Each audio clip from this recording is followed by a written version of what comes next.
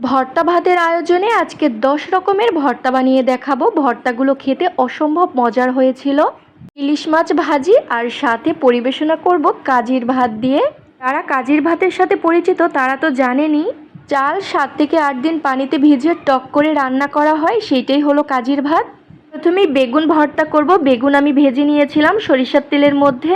পেঁয়াজ, শুকনা মরিচ আর লবণ চটকে আমি বেগুন ভর্তা বানিয়ে নিয়েছি। এখানে একটু সরিষার তেলও দিয়ে দিলাম।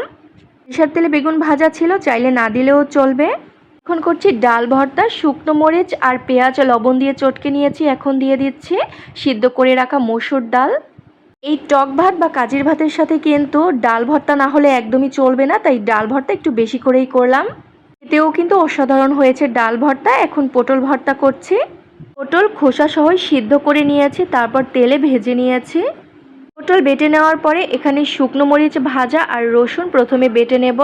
এটা হয়ে গেলে দিয়ে দিচ্ছি কাঁচা পেঁয়াজ। কাঁচা পেঁয়াজটা আমি একটু আদা বাটা করে এর সাথে মিশিয়ে দেব, এতে কিন্তু ভর্তাটা খেতে ভালো লাগবে। এখন সব কিছু মিলিয়ে নিচ্ছি, ভালোভাবে একটু মিলিয়ে তারপর তুলে নিচ্ছি ভর্তাটা। এখন করছি ধুন্দুল ভর্তা। ধুন্দুলও আমি সেমভাবে সিদ্ধ করে নিয়েছিলাম, তারপর সামান্য সয়াবিন তেল দিয়ে ভেজে নিয়েছি। ধুন্দুল ভর্তা বানানো হয়ে গেলে এখানে রসুন আর শুকনো মরিচ বেটে নিয়েছি, তারপর দিয়ে দিলাম কাঁচা পেঁয়াজ। এখন এগুলো সেম প্রসেসে মিশিয়ে নিচ্ছি, তুলে নিব। এখন পটল ভর্তা আর ধুন্দুল ভর্তা কিন্তু একই রকমভাবে করে নিতে হবে।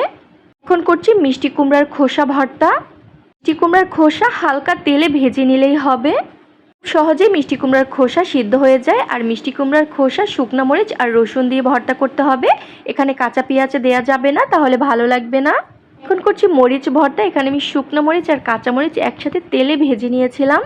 ছোট সাইজের আস্তা একটা রসুন ব্যবহার করেছি। স্বাদ মতো লবণ দিয়ে ভর্তা বেটে নেব। এই কাজির ভাত বা টক ভাতে মরিচ বাটা না হলে কিন্তু একদমই চলবে না।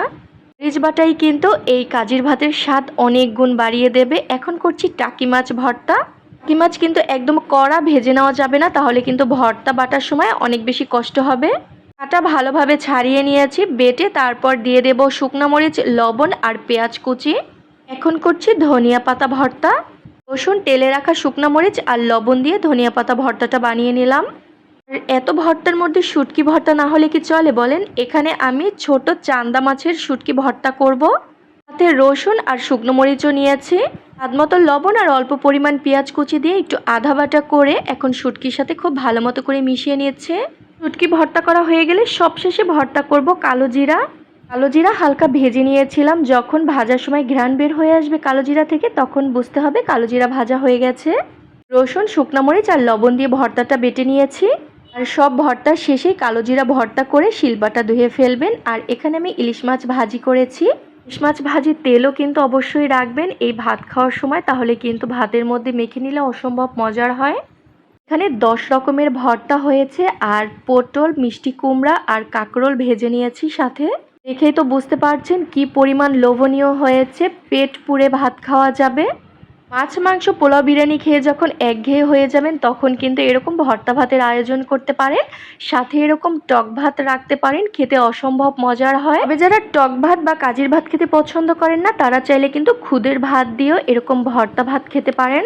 এখন আমি পরিবেশন করে নিচ্ছি। এরকম একটা ভর্তা ভাতের প্লেট হলে আর কি লাগে বলেন? নিজেই নিজের প্রেমে পড়ে গিয়েছিলাম, এতটাই মজার হয়েছে। আপনারাও একবার হলেও ট্রাই করুন, আশা করছি ভালো লাগবে। আল্লাহ হাফেজ।